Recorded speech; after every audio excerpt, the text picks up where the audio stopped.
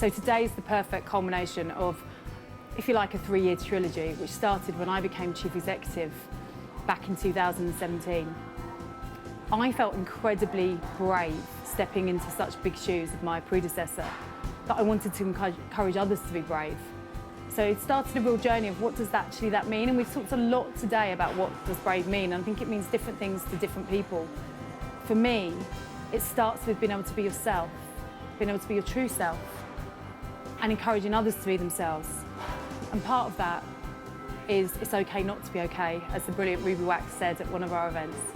And that resonated with me so much, because in corporate life, in life generally, we all think we have to put a shield up and pretend everything's brilliant. But actually, you know, everyone you meet is fighting a great battle, as Mark Evans said to me once, and I think it's so true. So it started with me feeling brave personally and wanting to create spaces, comfortable spaces, to have uncomfortable conversations. And that's obviously, as you know, taken off on a global scale now.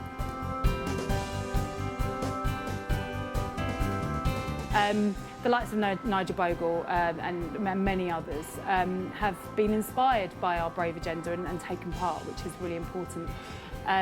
Because it pushes boundaries, it seeks out creative solutions, and it allows us to recognise the humanity in everything we do. And being able to talk about things that maybe you would talk about behind closed doors, in an open forum with strangers, things that really matter to us as human beings, not just as marketeers, is so important. So how has it resonated through the industry? Well, we've seen it.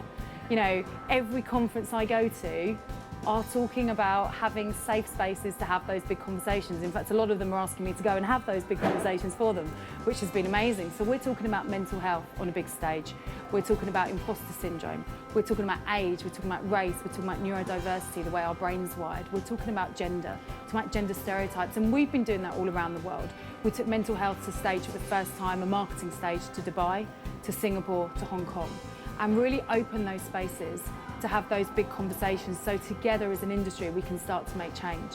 And we're not there in any way yet, we've only just started that journey, but you can see the difference in our industry, you can see the difference in the events, and you can see the difference in what people are talking about. And we're talking about things that actually matter to us, and that is so important, and that's probably the biggest thing I'm proud of. You're probably just about to ask me that, but that is the thing I'm proud of, is that we are talking about things that matter, and together we're helping each other. And it's been amazing to be part of that journey.